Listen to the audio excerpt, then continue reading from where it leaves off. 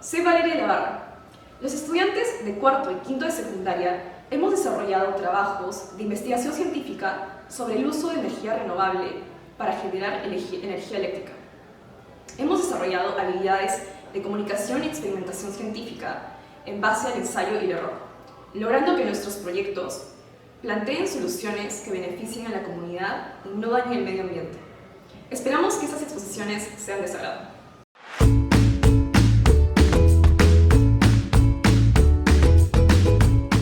Buenas tardes, comunidad Mariana. El día de hoy vamos a explicar nuestro proyecto de feria, el cual se basa en un sensor de proximidad. Los integrantes del grupo son Valeria de la Barra y quien les habla, Mariana Sotelo. A continuación vamos a empezar explicando el marco teórico. Los sensores de proximidad permiten que identifiquemos la distancia en la que se encuentra un objeto. Este tipo de tecnología se evidencia en lugares comunes o empresas donde se evita que determinados objetos estén en lugares donde evocan un peligro. Asimismo, en autos modernos, este sistema se usa para evitar que los vehículos choquen con superficies. Y finalmente, cabe mencionar que las personas que viven en lugares con altos índices de delincuencia necesitan un dispositivo que garantice su seguridad. Existen múltiples tipos de sensores de proximidad dependiendo del principio físico que utilizan. Se encuentran los interruptores mecánicos de posición, como los finales de carrera o las válvulas limitadoras, y los sensores que funcionan con energía eléctrica y sin contacto, como los ópticos o los inductivos. Nuestra pregunta de investigaciones: ¿cómo varía el voltaje de salida del sensor de proximidad con la distancia de un objetivo? A continuación vamos a explicar el funcionamiento del circuito. Para armar el circuito hemos usado una serie de materiales, los cuales vendrían a ser luces LEDs, resistencias de 220 a 10 ohmios, un protoboard, cables de cocodrilo, cables de conexión, un zumbador, una batería de 9 voltios y un sensor óptico infrarrojo. Como mencioné anteriormente, vamos a hacer uso de una batería de 9 voltios, la cual vendría a ser la fuente de alimentación para el circuito. Este cuenta con dos polos, uno negativo y uno positivo. También se va a hacer uso de un protoboard, el cual vendría a ser la base de nuestro circuito. Internamente tiene un aislante y un conector. También podemos observar cómo cuenta con 5 filas, las cuales tienen 5 orificios cada una. Internamente están conectados y esto ayuda a que al momento de colocar cualquier componente va a salir como si estuvieran soldados internamente. Como mencioné anteriormente, existen múltiples tipos de sensores de proximidad dependiendo del principio físico que utilizan. En nuestro caso vamos a utilizar un sensor óptico del modelo CNI-70. Este utiliza la luz infrarroja para hacer la detección de objetos. El funcionamiento es el siguiente. El sensor cuenta con un emisor y un receptor. El emisor manda una señal que choca con un objetivo y rebota hacia la base del fototransistor, donde se realiza la detección.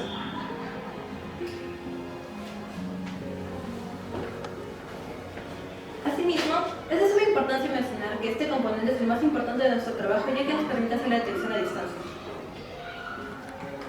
Internamente está compuesto por un LED infrarrojo, un transistor, un transmisor y un receptor óptico. Como podemos ver, cuenta con 4 alambres, los cuales los dos primeros vendrían a ser el ánodo y el cato del transmisor, y los otros dos vendrían a ser el emisor y el colector del receptor. El funcionamiento es el siguiente. El LED infrarrojo emite un rayo el cual pasa por el transmisor, donde se tiene que ir a una superficie necesariamente blanca, ya que si es una oscura, lo más probable es que el rayo sea absorbido y no se pueda hacer la detección correctamente. Una vez que rebota por la superficie blanca, el rayo es recibido por el receptor, donde se va a la base del fototransistor y se hace la detección. El sensor CNI-70 trabaja de 5 voltios a 12 voltios. En caso de que se usen más de los dichos anteriormente, lo más probable es que el LED que se encuentre internamente se queme y no pueda funcionar más. Asimismo, vamos a utilizar un transistor, no de forma externa, sino que lo mencionamos ya que este está incorporado dentro del sensor. Un transistor vendría a ser un dispositivo semiconductor que permite regular el flujo de corriente. Tiene 3 partes: el emisor, el colector y la base. También se va a hacer uso de un diodo LED, el cual, al recibir cierta cantidad de voltaje, va a emitir cierta intensidad de luz. Este permite el paso de la corriente en un solo sentido y al ser polarizado emite luz. Como podemos ver en la imagen, cuenta con 2 alambres. El más largo vendría a ser el positivo y el más corto el negativo. Esto indica la polaridad del LED. Los LEDs trabajan de 2 voltios a 4 voltios. En caso de que se usen más voltios de los indicados sin ninguna resistencia, lo más probable es que reciba tanto voltaje que se queme y no pueda seguir funcionando. Por este mismo motivo es que nosotros vamos a utilizar resistencias eléctricas en nuestro circuito. Estas vendrían a ser la medida de la oposición al flujo de corriente y están dadas por un juego de colores que se observa en la siguiente tabla. Siendo la primera y segunda banda los valores tal como se observan, la tercera banda la cantidad de ceros por la que se multiplica y la cuarta banda la tolerancia, que usualmente es de color dorado. En nuestro caso vamos a utilizar dos tipos de resistencias, una resistencia de 220 ohmios y una resistencia de 10.000 ohmios. Asimismo, hay otros materiales que cumplen con esta propiedad, entre los que se encuentran los conductores, los aislantes y los semiconductores. Entre los materiales conductores se encuentran la plata, el cobre, el oro, y en los materiales aislantes podemos encontrar el plástico, el vidrio o la madera. En el caso de los materiales semiconductores está el silicio, que por su misma propiedad forma parte del material del que está hecho el transistor. Asimismo, es posible reemplazar el funcionamiento del LED en este circuito con un zumbador. Este vendría a ser un dispositivo electroacústico que produce un sonido agudo dependiendo de la cantidad de voltaje que está recibiendo. Por último, haremos uso de un multímetro el cual nos va a permitir hacer las mediciones en milivoltios en el circuito. Como podemos ver, cuenta con dos alambres, el rojo tendría que ser el positivo y el negro el negativo. A continuación voy a explicar un poco de los circuitos, ya que como se sabe los sensores cuentan con circuitos. Estos empiezan su funcionamiento cuando el sensor se activa. Lo primero que pasa es que reciben corriente desde la fuente de alimentación, que vendría a ser la batería de 9 voltios, donde se van de las resistencias, donde se permite el flujo de la corriente, hasta llegar al resto del circuito donde empieza su funcionamiento. A continuación voy a hacer una breve demostración de cómo funciona un circuito simple. Como pueden ver, en este momento me encuentro colocando los cables cocodrilos en las partes negativas y positivas del circuito para poder conectar a la fuente de alimentación y comenzar con su funcionamiento.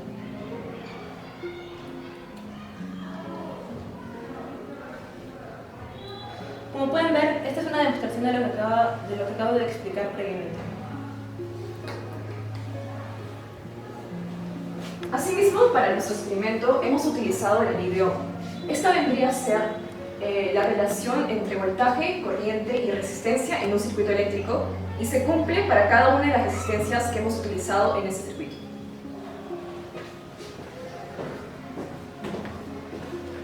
Como podemos ver aquí, hemos hecho uso de la fórmula de la ley de Ohm, que vendría a ser voltaje igual a corriente por resistencia. En este caso, el valor del voltaje vendría a ser 9 y es constante, igual a la corriente que aún no la conocemos, por el valor de la resistencia, que es 220. Eso nos dio un resultado de 0,041 amperios. En la parte de abajo podemos ver el mismo procedimiento, pero hemos cambiado el valor de la resistencia por 10.000 ohmios, lo cual nos dio un resultado menor, que vendría a ser 0,009 amperios. Con esto podemos concluir que la corriente es inversamente proporcional a las resistencias. O sea, que mientras más valor de resistencia tenga un circuito, menor va a ser la corriente que fluye por eso. A continuación vamos a explicar la metodología. Nuestro objetivo es determinar la eficiencia del sensor en la seguridad general. Nuestra hipótesis es que cuanto mayor proximidad esté el objetivo del sensor, mayor va a ser el voltaje producido. Para este trabajo hemos considerado tres variables. La independiente vendría a ser la distancia medida en milímetros, la dependiente vendría a ser el voltaje medido en milivoltios y las controladas vendrían a ser el voltaje de la batería y el valor de las resistencias, ya que estas se han cambiado del armado. A continuación vamos a hacer el procedimiento del circuito.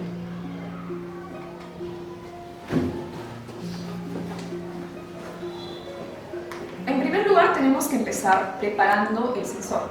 Como se puede observar aquí, el sensor cuenta con sus patas de esta manera, por lo que si lo insertásemos de como está, dos alambres estarían en una misma fila, causando un cortocircuito. Es por ello que en primer lugar tenemos que abrirlas de forma que cada pata esté en una fila. Lo siguiente es conectar el sensor. Para esto vamos a empezar conectando el emisor del sensor. Primero haremos la conexión a la carga positiva de la parte del ánodo del emisor.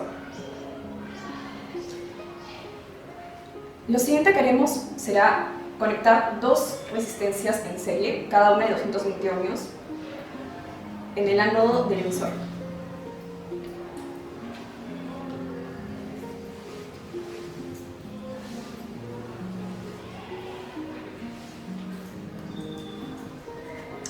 Ahora que tenemos el emisor conectado, vamos a pasar al receptor. De la misma manera, tenemos que conectar el colector con la carga positiva.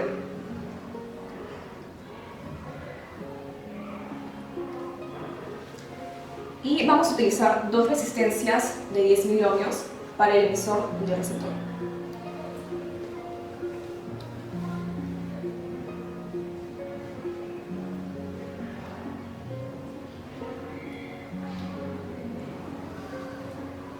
Una vez armada esta parte, vamos a empezar integrando el LED para que al momento de acercar a cualquier objeto, este prenda cierta cantidad de luz dependiendo de la proximidad del objeto.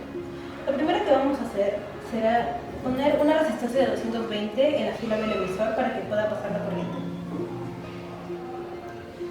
Tenemos que conectar el alambre positivo de la resistencia para que pueda pasar la corriente correctamente. Una vez conectado, vamos a conectar el alambre positivo del diodo LED en la fila negativa de la resistencia. Y para concluir con este armado, vamos a colocar un cable de conexión justo en la fila donde se encuentra el alambre negativo del diodo LED y lo vamos a conectar a la tierra negativa. Y este vendría a ser el procedimiento para armar el circuito.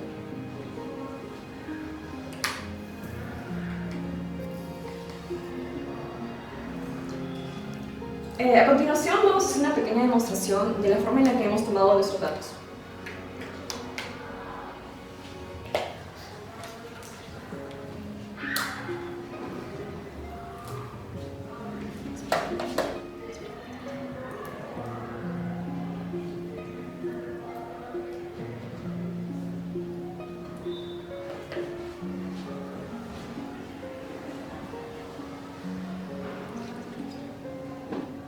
En este caso estamos conectando el multímetro en la parte positiva de la resistencia y en la parte positiva del emisor para poder medir la cantidad de voltaje que esté emitiendo el circuito al momento de acercar el objeto. Como se puede observar, cuanto mayor proximidad del objetivo, el LED se prenderá más.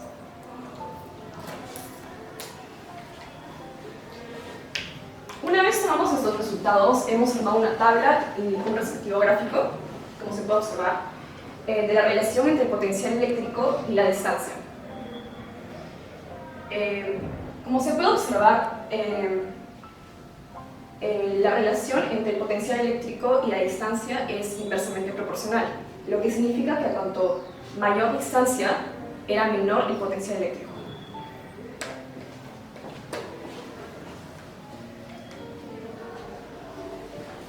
Finalmente vamos a hablar de las conclusiones que hemos obtenido a lo largo del trabajo. Nuestra primera conclusión es que la hipótesis es correcta, ya que como hemos evidenciado anteriormente, a mayor proximidad, mayor va a ser el voltaje que haya en el circuito. Asimismo, a la hora de hacer el experimento, hemos notado que la luz infrarroja tiene un gran alcance, dado que realizaba la detección incluso de superficies claras, como por ejemplo el techo del ambiente en el que estábamos trabajando. También, con la ley de Ohm hemos concluido que a mayor resistencia, menor va a ser la corriente que pase, pues como se ha demostrado anteriormente, la corriente es inversamente proporcional a las resistencias. Esto también nos ha ayudado a concluir que mientras más voltaje haya, mayor va a ser la corriente que pase por el circuito. Y finalmente podemos concluir que dado que el sensor permite detectar la proximidad de un objetivo, este puede tener usos ya sea para industrializar procesos o para avances tecnológicos que lo requieran. Algunas de las limitaciones que tuvimos en todo el proceso de trabajo fue el armado, pues siendo esta la primera vez que armamos un circuito, no teníamos conocimientos previos y se nos dificultó un poco conocer los componentes y el armado como tal. Para contrarrestar esto, nos quedamos en ese extra para poder entender mejor cómo funciona el circuito, los componentes y cómo funcionaba cada parte en el circuito.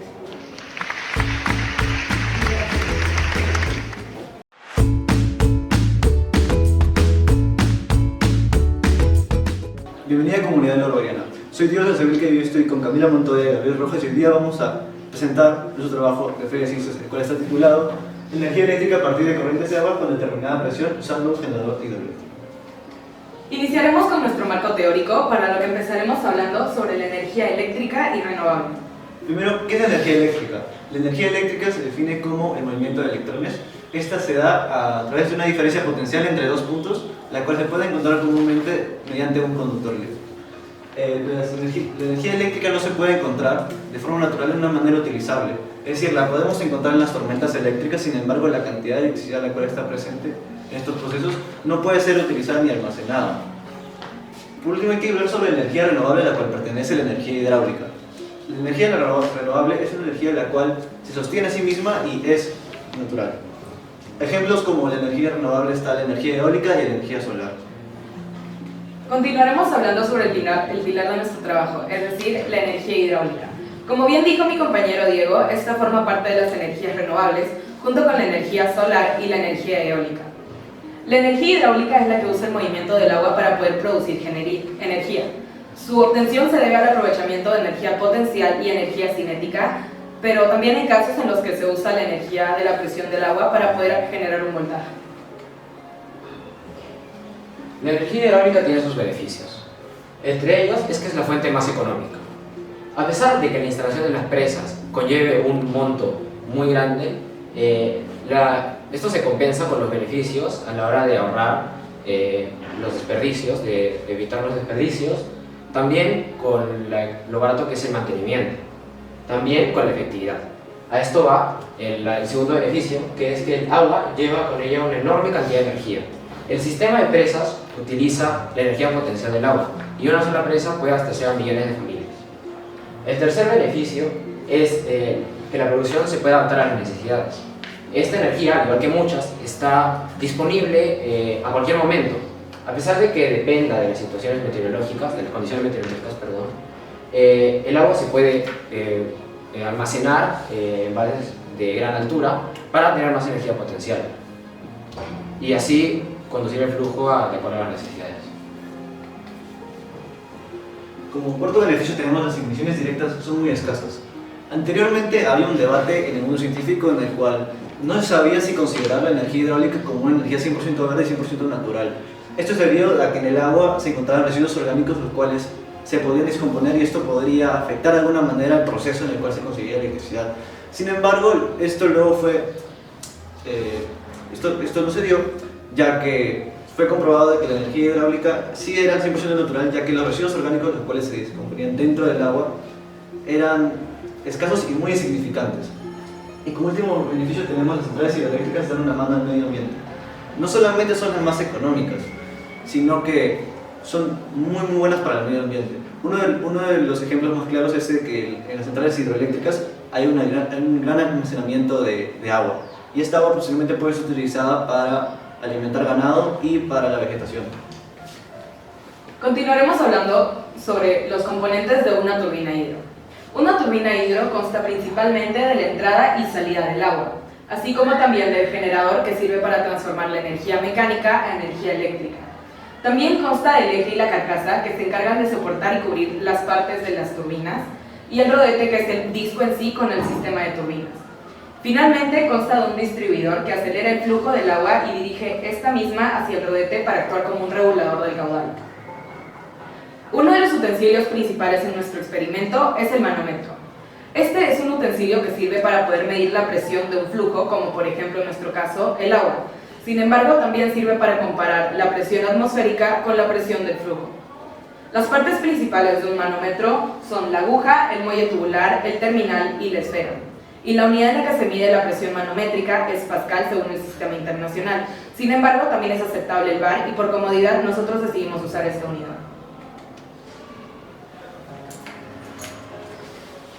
Otro instrumento que utilizamos fue el multímetro. Esta herramienta es común entre los técnicos y los ingenieros electricistas. El manómetro básicamente mide el voltaje, la corriente y la resistencia. Entre sus componentes están la pantalla, los botones, el selector y las puntas de prueba y las conexiones principales. Continuaremos hablando sobre los tipos de turbinas hidroeléctricas. Estas son tres: la turbina Pelton, la turbina Francis y la turbina Kaplan. Nuestro sistema está diseñado para imitar a la turbina Pelton, debido a que la forma de las turbinas es bastante similar. La turbina Pelton tiene el fin de obtener mayores velocidades en el agua para así poder generar un mayor voltaje si es que se usa un generador.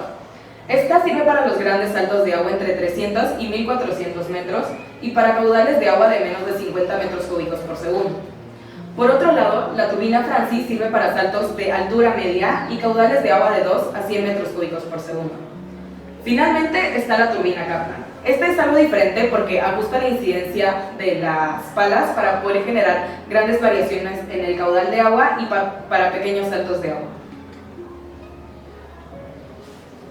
Yo y gravedad en la energía hidroeléctrica. En las centrales hidroeléctricas se hace presente el uso de la gravedad, ya que se libera y genera energía potencial. Sin embargo, para poder utilizar el agua como motor principal y fuente de esta electricidad en estas centrales, es necesario poder contener la energía potencial gravitatoria, la cual tiene como una ecuación, energía potencial gravitatoria es igual a la masa por la gravedad por la altura. Continuaremos hablando sobre nuestro sistema.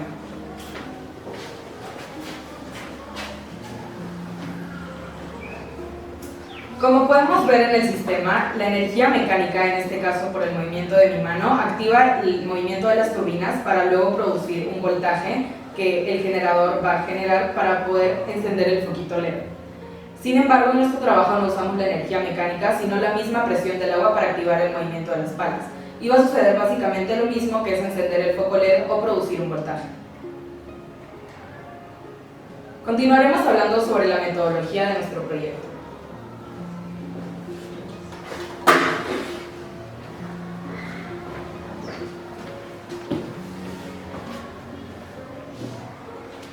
Nuestra pregunta de investigación fue: ¿en qué medida la presión del agua influye en el voltaje a la salida de un generador hidroeléctrico?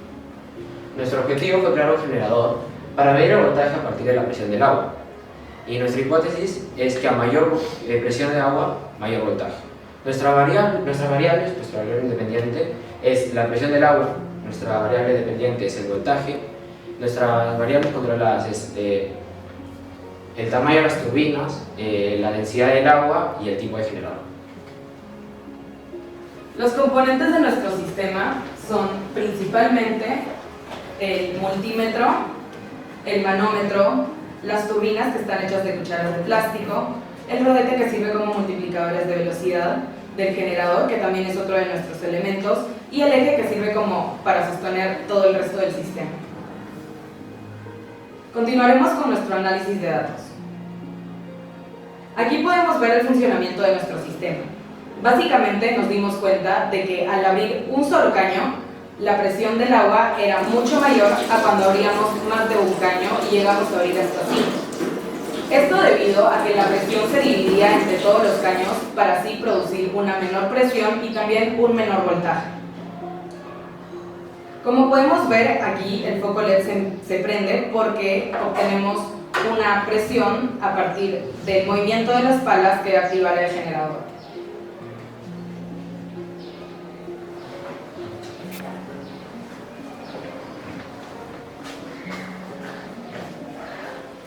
Luego de haber realizado nuestro experimento, aquí podemos ver la toma de datos. Podemos ver, ahí está la variable independiente, la cual es la presión del agua, y la variable dependiente, la cual es el voltaje. Estos números acá representan la cantidad de caños los cuales estaban abiertos dentro del proceso. Por lo que tomando como ejemplo el primero, en el que solamente abrimos un solo caño, en este la presión del agua era de 40 bar y el voltaje que obtuvimos fue de 2530 milivoltios.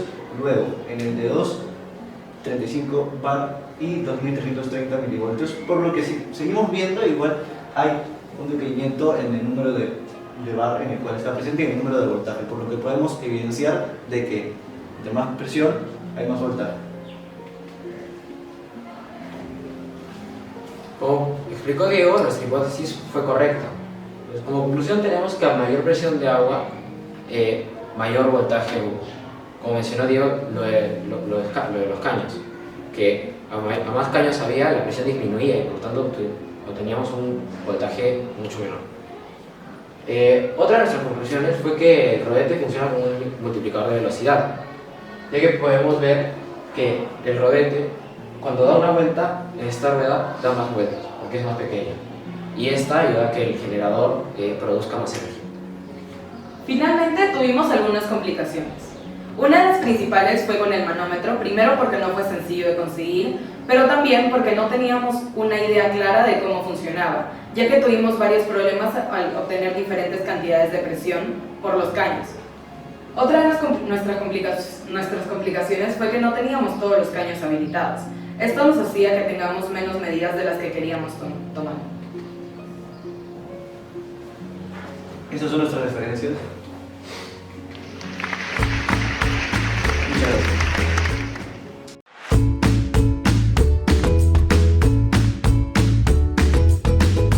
Bienvenidos a todos, les vamos a presentar nuestro proyecto de Feria de Ciencias. El grupo está conformado por Dan Hurtado, Abigail Álvarez y yo, el que les habla, Alder Vázquez. Nuestro tema es la ventilación automática a través de un sensor de temperatura. Como podemos observar, tenemos diferentes capítulos a lo largo de nuestro proyecto. Está la introducción, la metodología, el marco teórico, el análisis y procesamiento de datos y por último las conclusiones.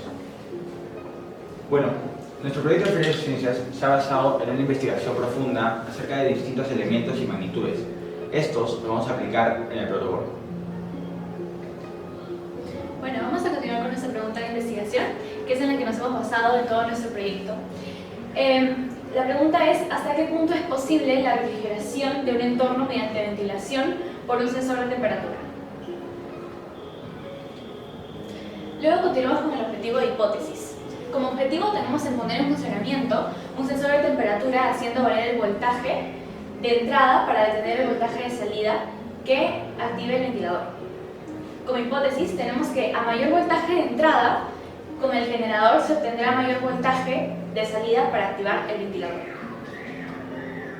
Como variable independiente tenemos el voltaje de entrada y como variable dependiente tenemos el voltaje de salida que está relacionado con la temperatura. Y por último, como variables controladas tenemos los elementos de circuito que serán describidas más tarde. Bueno, primero vamos a seguir con los conceptos básicos que han sido empleados para entender el circuito y el proyecto. Primero tenemos la corriente. ¿Qué es la corriente? La corriente es el flujo de carga eléctrica que recorre el circuito. Luego tenemos el voltaje, que es la propiedad que alimenta el circuito. Y la resistencia, que es un elemento que resiste el paso de la corriente. Para identificar la resistencia hemos usado esta tabla que tiene los valores de la resistencia. ¿Cómo se identifican? Pues por los colores, porque cada resistencia tiene un color distinto. En nuestro caso hemos usado dos resistencias que serán descritas más adelante. Bueno, en nuestro proyecto de Feria de Ciencias hemos usado una fórmula que es la ley de Ohm. Esta fórmula se basa en hallar el voltaje, que se mide en voltios, es igual a la intensidad de corriente, que se mide en amperios, por la resistencia, que se mide en ohms. Como podemos ver de este lado, tenemos el protoboard. Este tiene divisiones verticales y horizontales. En las verticales podemos encontrar 4, donde se encuentra la corriente y el negativo, también llamado tierra. Las separaciones horizontales se separan en 5 puntos. Este sirve para crear sistemas sin tener que soldar los cables. Por ejemplo, si nosotros conectamos un cable de este lado, es lo mismo como si continuara de este lado. Bueno, complementando lo que dice mi compañero Dan, hemos usado diferentes elementos durante este proyecto. Por ejemplo, como podemos observar, es el cable eléctrico. El cable eléctrico sirve para conducir y canalizar desde un punto A hacia un punto B dentro del protocolo. Después tenemos la luz LED. Como podemos observar, la luz LED tiene una pata grande y una pata pequeña. La grande es el ánodo, que es el positivo, y la pequeña es el cátodo, que es el negativo. Bueno, ¿qué significa LED? LED significa diodo emisor de luz. Como podemos observar, ahorita mi compañero Dan va a demostrar cómo a través de una resistencia la luz LED se prenderá. ¿Por qué no lo conectamos directamente? No lo conectamos directamente porque se podría quemar la luz LED por el voltaje que contiene la batería.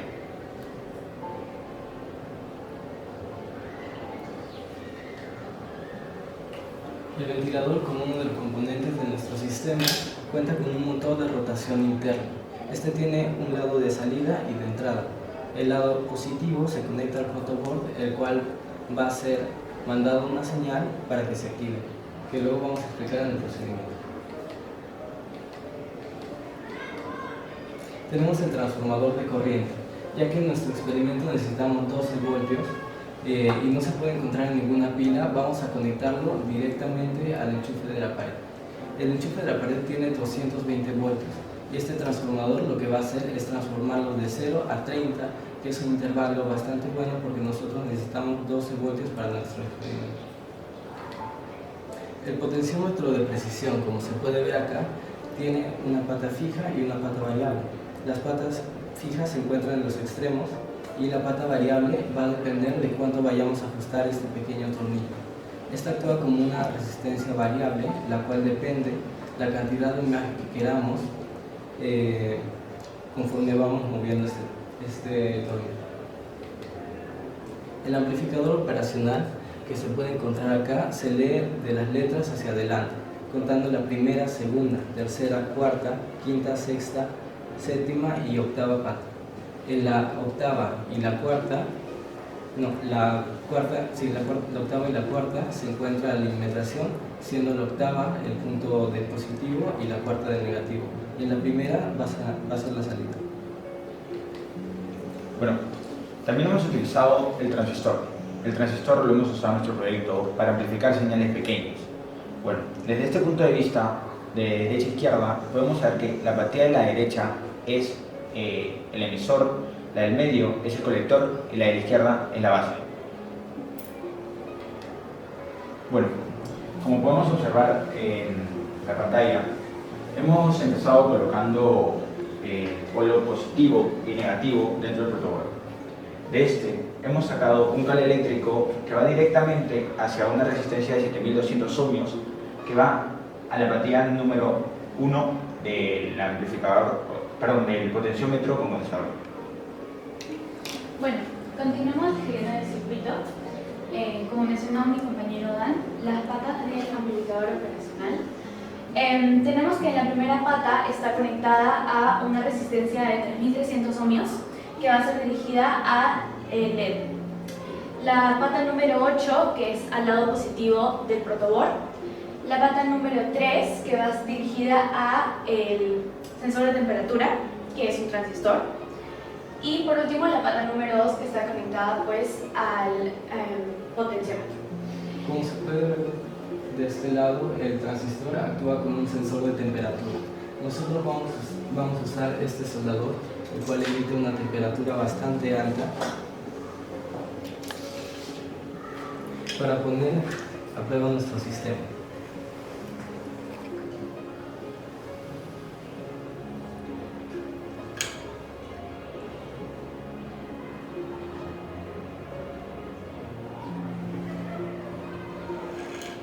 Como podemos ver, el ventilador se ha prendido y con ello la luz de luz.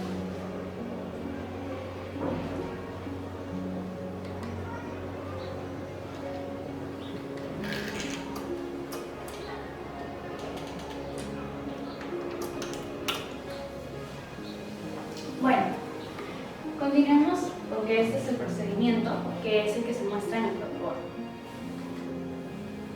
Bueno, vamos a continuar con nuestra toma de datos. Nuestra toma de datos se basa en el voltaje de entrada y el voltaje de salida, que como mencionamos anteriormente, es la pata número 1, el voltaje de salida, y la pata número 8, el voltaje de entrada. Estos son los puntos de medición ubicados en el protoboard. Bueno, estas son las etapas del procedimiento. Como podemos observar, acá estamos colocando los elementos al protoboard y acá estábamos tomando los puntos de medición que mencionó mi compañera Abigail anteriormente. Bueno, en esta tabla de datos hemos tomado 10 medidas del voltaje de entrada y el voltaje de salida que se mide en voltios. Hemos tomado 10 medidas para saber cómo es que el voltaje de entrada afecta al voltaje de salida y si es que se aumenta o disminuye. Bueno, para poder observar los resultados mejor, hemos decidido hacer una gráfica en el software Excel. Bueno, acá como podemos observar están los diferentes puntos de medida. ¿Y cómo sabemos si es directamente proporcional?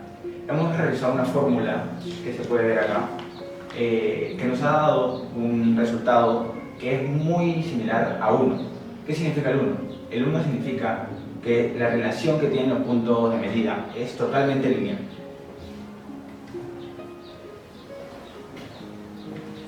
Como conclusión, nos gustaría decir que nuestra hipótesis fue correcta. A mayor voltaje de entrada, hay mayor voltaje de salida, como ya mencionó mi compañero. Esa es una relación directamente proporcional. Hemos cumplido con nuestro objetivo de crear un sistema de refrigeración automática en base a un sensor de temperatura, el cual no solo tiene una función, sino que también se puede aplicar en proyectos similares, cambiando el ventilador por un sistema de alarma en caso de incendio o proyectos similares para elevación de temperatura en laboratorios, por poner uno. Gracias.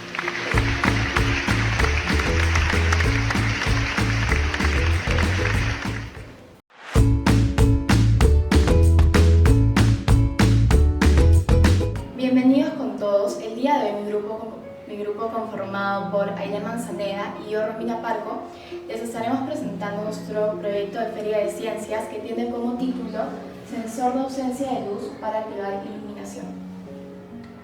Para comenzar, nuestro proyecto se basó en una estructura, la cual empezaba con el marco teórico, la metodología, el análisis y procesamiento de datos, la conclusión de limitaciones y recomendaciones y finalmente las referencias. Para comenzar, en el marco teórico, en donde hablamos sobre ciertos conceptos básicos y leyes físicas para poder tener una idea de cómo se trata todo nuestro proyecto. Bueno, para comenzar vamos a empezar definiendo qué es el LDR y, como dice sus iniciales, es resistencia pendiente de luz. Básicamente, el LDR es un elemento protagonista dentro de todo nuestro proyecto, ya que lo que hace es detectar la ausencia de luz y también detecta la luz de ambiente dentro de todo nuestro circuito. Bueno, continuamos con la batería. La batería que usamos en este caso fue una batería de 9 voltios porque si hubiésemos usado una batería de más voltios hubiésemos puesto en riesgo no solo a nosotras o a nuestros compañeros, sino a nuestro proyecto en sí. Básicamente lo que hace la batería es almacenar energía eléctrica para poder de esta forma ser liberada de manera continua. Continuando con el protobar, este vendría siendo la base de todo nuestro proyecto. Este es una placa de pruebas en donde se aplican diferentes prototipos temporales. Como podemos apreciar, aquí tiene una parte negativa y por otro lado la parte positiva. Cada una de estas líneas representa una manera de interconectarse dentro de ellas. Bueno, esa es la estructura que hemos seguido para la realización de nuestro circuito y acá se puede ver en dónde está cada material y a continuación mi compañera Aile Manzaneda va a mencionar en dónde se encuentra cada material nuevamente. Gracias, Romina. Nuestro ejemplo de circuito vendría siendo un dibujo o un gráfico en donde se utilizan diferentes símbolos. Cabe recalcar que esta simbología es a nivel universal, es decir, no se utiliza únicamente en Perú, sino a nivel mundial. Cada uno de estos elementos representa uno de los materiales que nosotros hemos utilizado.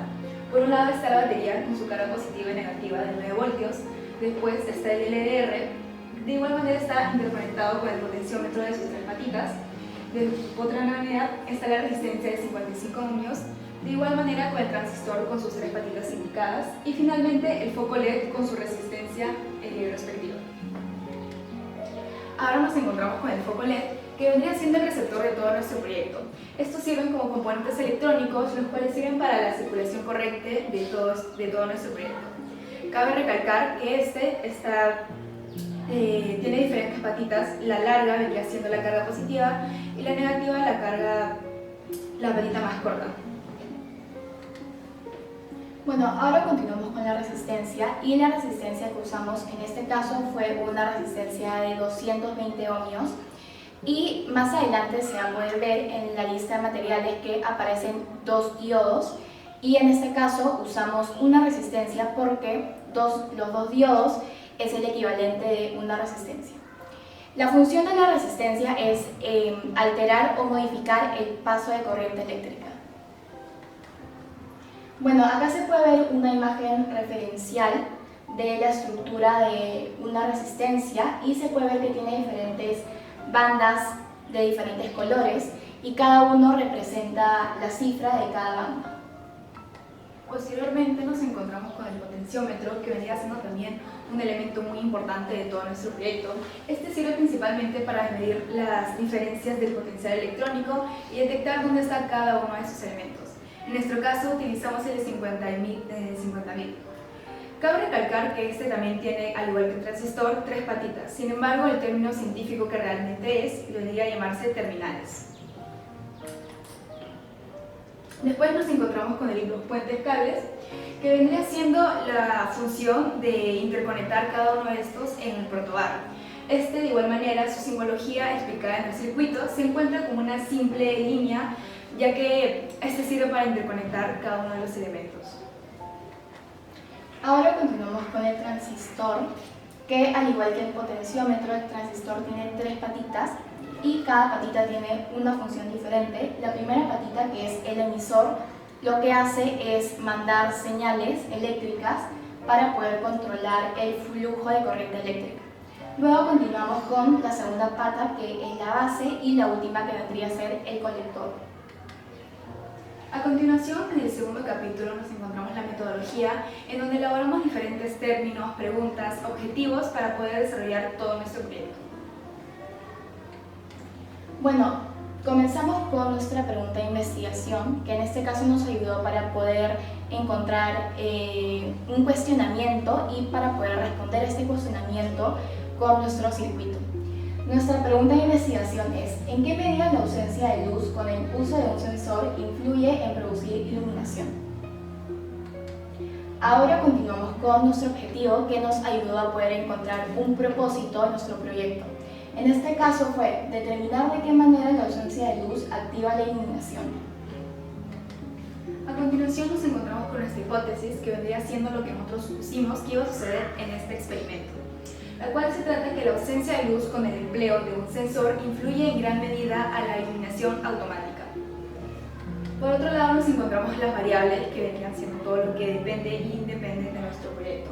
La variable independiente es la distancia en la fuente de luz en la unidad de centímetros, la variable dependiente es la resistencia del LDR en ohmios y finalmente la variable controlada, que en nuestro caso utilizamos bastantes, sin embargo las principales y las protagonistas, vendrían siendo el voltaje de entrada y la resistencia utilizada en este circuito.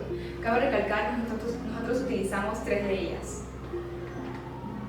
Ahora continuamos con los materiales y como se puede ver, como primer material tenemos el foco LED, luego el potenciómetro, el LDR, que como ya se mencionó, su función es detectar la ausencia de luz, luego el protobar, que fue básicamente la base de todo nuestro circuito, luego los cables puentes, el transistor, un diodo y una resistencia que, como ya mencioné, es el equivalente de 2 diodos. A continuación vamos a pasar al procedimiento, que para ello necesito que nos acompañen a la siguiente mesa. Nuestro procedimiento se basó en el primer paso, en donde nosotros utilizamos nuestro ejemplo de circuito, en donde variamos a apresar cada uno de ellos. En primer lugar nos encontramos con la carga negativa y la positiva, que como ya mencioné vendríamos utilizando esta conexión de acá. Comenzando con la parte principal, que vendría siendo el LDR, lo conectamos en la parte negativa, colocándolo de igual manera en otra sección del protobar. Posteriormente lo interconectamos con la ayuda de un cable puente al potenciómetro. Como ya mencionamos, lo colocamos en esta parte de los 5 orificios y lo conectamos en la parte central. Posteriormente está la resistencia de igual manera conectada con el potenciómetro en el mismo circuito con el puente.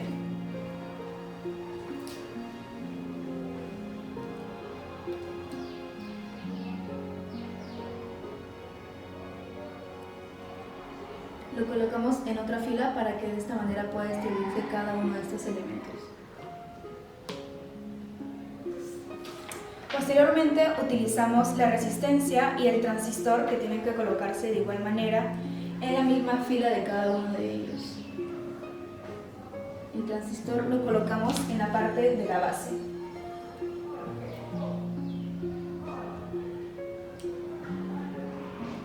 Por otro lado, el foco LED de igual manera estaría conectada a la parte del colector del transistor.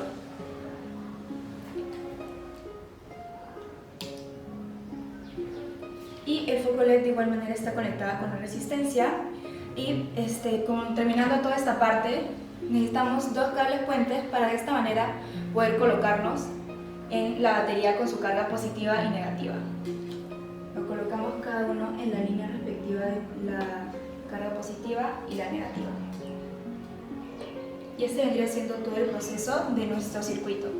Ahora pasaremos a la parte de la obtención de datos, en donde ya tenemos nuestro prototipo finalizado, el cual está interconectado con las pinzas de cocodrilos al multímetro y de igual manera a la batería en su carga positiva y negativa. Lo que nosotros utilizamos para la parte de obtención de datos, elaboramos diferentes tubos que tenían diferentes distancias de 2 centímetros a 12 centímetros, con una escala de 2, es decir, 2, 4, 6, 8, 10 y finalmente 12. Para esta parte vamos a pasar a utilizar la parte más pequeña y la más larga. Utilizamos, como ya mencionamos, una intensidad de fuente de luz. Colocamos el tubito en la parte principal del LDR y la intensidad de luz, es decir, la fuente de luz, lo colocamos en el otro lado. Como ya mencionamos, este debe ir en una posición de los ohmios. Finalmente está la distancia positiva, en donde está el LDR, y por otro lado la fuente de luz. Como mencionamos, la luz está demasiado larga, por lo tanto, este sí vendría a prenderse. Ahora, una vez terminamos toda esta parte de datos, lo registramos cada uno de ellos en una tabla.